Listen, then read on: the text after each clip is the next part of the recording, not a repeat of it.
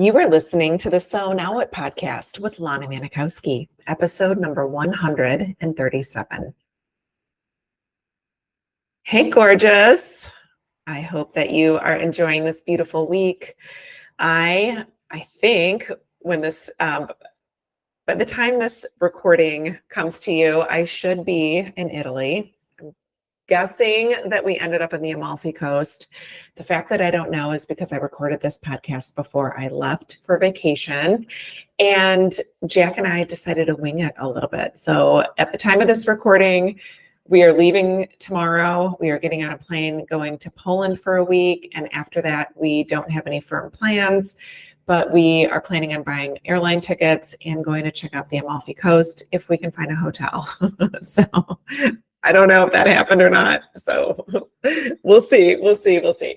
Anyway, before I wanted to record this podcast episode because it's very vulnerable to share with you, because there's a lot I expect of myself, and sometimes I expect too much of myself. And there are times when I feel like I've grown so much past infertility and past some of the chains that have felt like they were around my ankles, and these shackles of infertility that had me believing that my life was always going to feel really constricted. So I want to share some stuff with you this week, and I hope that you know that I'm sharing it because I'm guessing if I'm feeling this way, you might be too. And you might need to hear some of the things that I have to say. But before I get into that, if you are not on my mailing list, you might not yet have heard that I am doing a free coaching class. It is going to be fabulous. It is intended to help you if you have ever found yourself at a loss for words or stumbled over a response when somebody asks if you have children. So this free webinar class is going to help you figure out, how do you respond to those types of questions? How can you support yourself a little bit more so that you don't feel like you always have to dodge a bullet when those questions come up? So it's going to happen on September the 10th. That is going to be at 6 p.m. Central Time. It is going to be, you have to register for it. So if you want to register for it, you can check the show notes. I'm going to put the link to register right here in the show notes. If you don't have access to the show notes for some reason, go on Instagram, lana.manikowski, send me a DM, or you can email me at hi@lanamanikowski.com. So whatever mode you reach out, know that I got you covered. I will send you all the registration information. And if you're busy that day and can't make it, or you forget about the call for some reason, do not worry. If you are registered for the call, I will send you the replay so that you don't miss out on all of the gold that we are going to cover, talking about things people say when you are childless. So let's get on with today's topic for this week. So this came about when I was working with my life coach. I, still work with a life coach. I find it to be so helpful for me and help me really make sure that I am maximizing the freedom and the joy and the emotions that I sometimes feel, whether they're good or bad or indifferent, as a woman who's childless, not by choice. So this came about a few days before I was getting ready to leave for vacation. I had a call with my coach, and I told her that I was feeling really anxious about leaving, because this is my first time going on vacation where I am not working in corporate America. And previously, let me tell you a little bit about what my life was like when I worked in corporate America. I worked in the medical field. I worked mostly in the operating room. So when patients were having surgery, the company that I worked for, we made devices that were implanted into patients. And so I would be there being part of representing the organization, the product, helping the nurses get everything prepped before it got implanted in a patient, being a resource to the surgeon. So it was a very interactive type job. My schedule was not a 9-to-5 thing.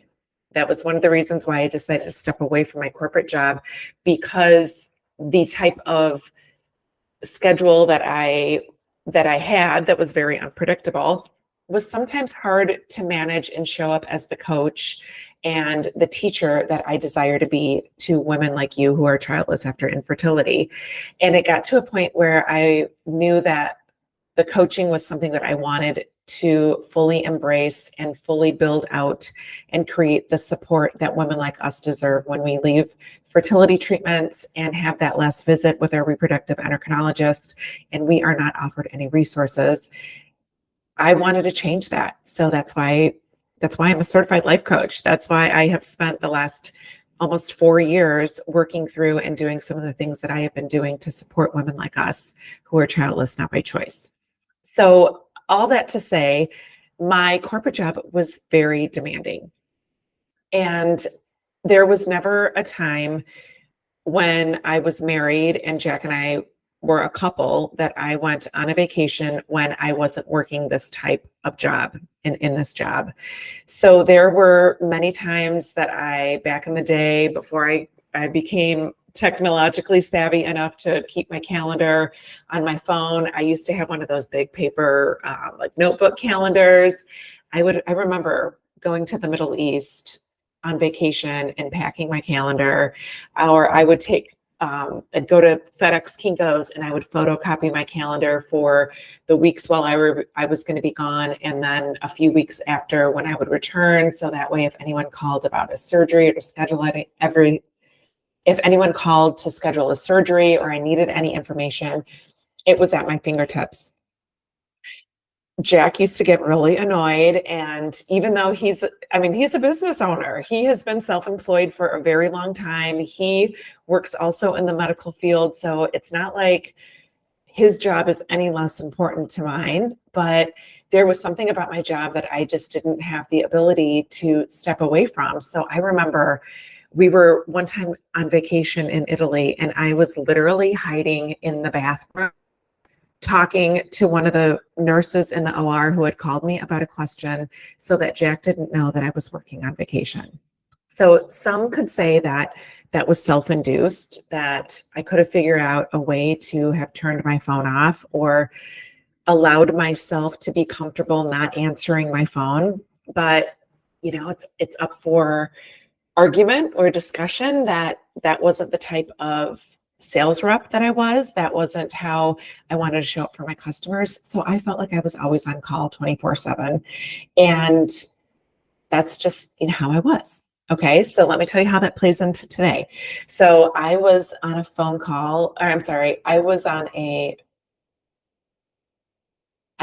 Zoom call with my coach. And when I told her I had some anxiousness about going away, it was uncovered through the beautiful work that she does. I mean, she's such an amazing coach for me. She helped me uncover that I had a lot of anxiousness about not working on a vacation. Like, in most rational people would be like, wait, what? Like, how could you want to work on a vacation?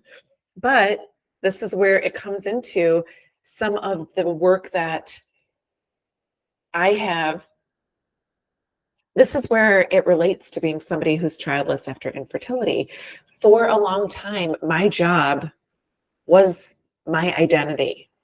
My job was my purpose. I remember meeting new people and people say, "Tell me about you." I always led with my job.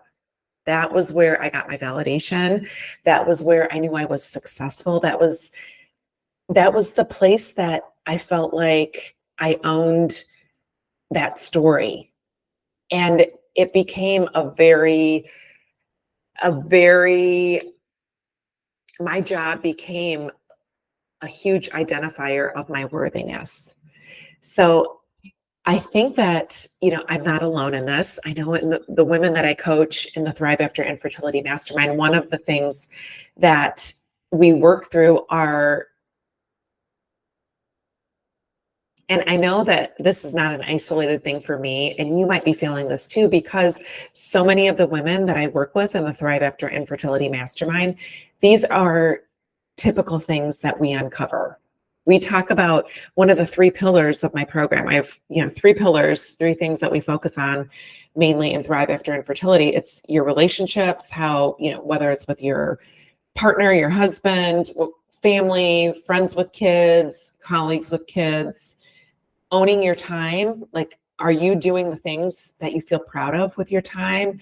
Are you staying late and working weekends at work because you're the one who doesn't have kids and you think it's expected of you? So understanding, like, how do you own your time? How do you feel proud of the things that you do when you show up to work on Monday and everyone's talking about their weekend? Are you talking about things that you're happy that you did, that you're proud that you did? Do you feel like you need to kind of shudder a little bit when people ask what you did over the weekend because it doesn't seem as important or as significant as somebody who has kids? So that's the second pillar. And then the third pillar is body image. So how do you look at your body and no longer feel as though it cheated you? How can you love your body and rebuild a relationship with your body after feeling like it failed you for so long?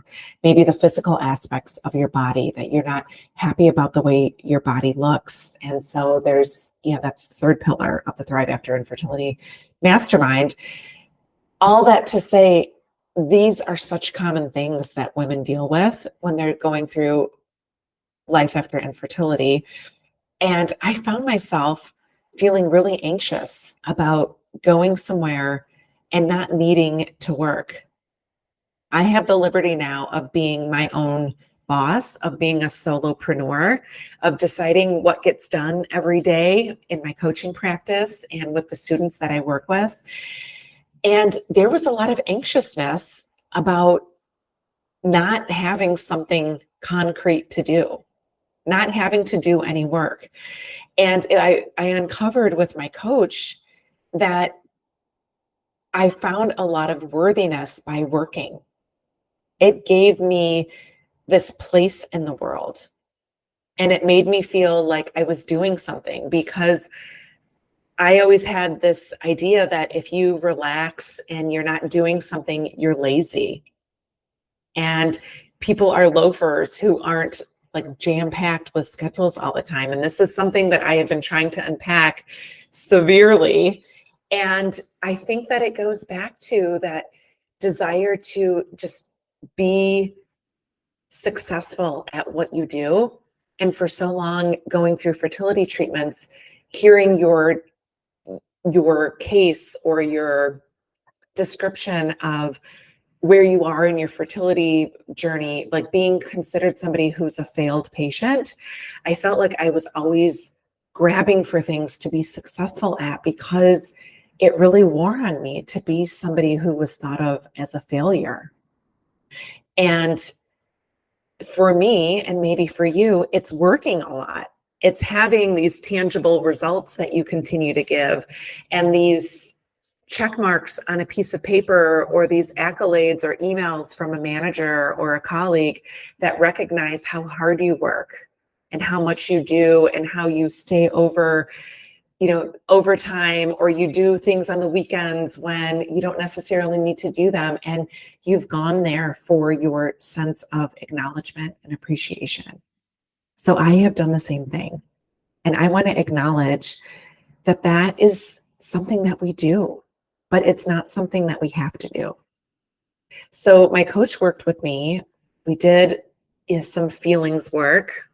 I don't know if you've done much work in feelings, but I told her right away, like, one of the things I know when it comes to feelings is like, where am I feeling this in my body? If I'm feeling a little out of sorts, I can identify where in my body I'm feeling that and be able to describe it.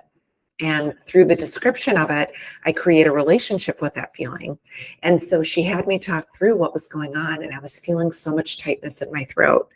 And she had me start talking about, what was giving me anxiety. And I uncovered that I just didn't know how to relax.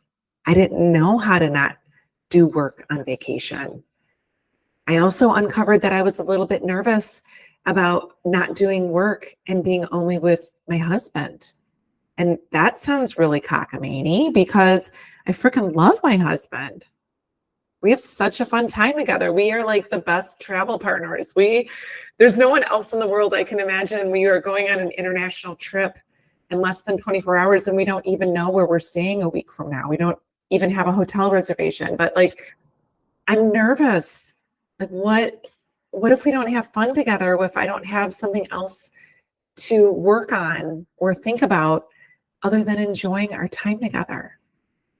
And it was such an enlightening experience to be able to give myself that opportunity to recognize that that's what I've been going through and decide, is that how I want to spend my vacation? I don't have to not work.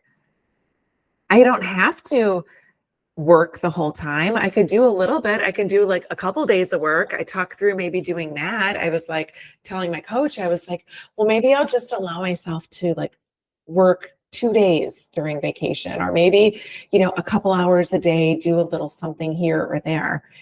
And she asked me why I wanted to do that. And it was really amazing to see how attached we become to doing things and not allowing ourselves to relax because we think that we are doing something wrong, that we're not working hard enough, that we're not trying hard enough. And it becomes really heavy. And it gets to a point where you don't know how to fully enjoy life. And even though I've had slivers of it, and there's, times when I fully enjoy life, like, of course I do. My life has transformed so many ways, but I see how there's still opportunities for me to be aware of the things that are coming up for me and decide, is this who I want to move into this next chapter in my life being? And the answer is no. So by the end of the call, we decided that I don't have to work. We went through and we did a checklist of all the things that I needed to get done for my business, i.e. recording my podcast. So that's why I'm recording before I go on vacation, getting my emails preloaded. So those of you that get my love letters every Wednesday, my love letters will be in your inbox, that my podcast goes out on time, a couple things here and there, things I'm working on with the book. And it feels so much better knowing that those things are taken care of. I don't need to stress about those things. But what I did want to do was decide, okay, when I have some downtime, if I'm not going to work, what am I going to do? And so one of the things, if you saw my post a couple weeks ago about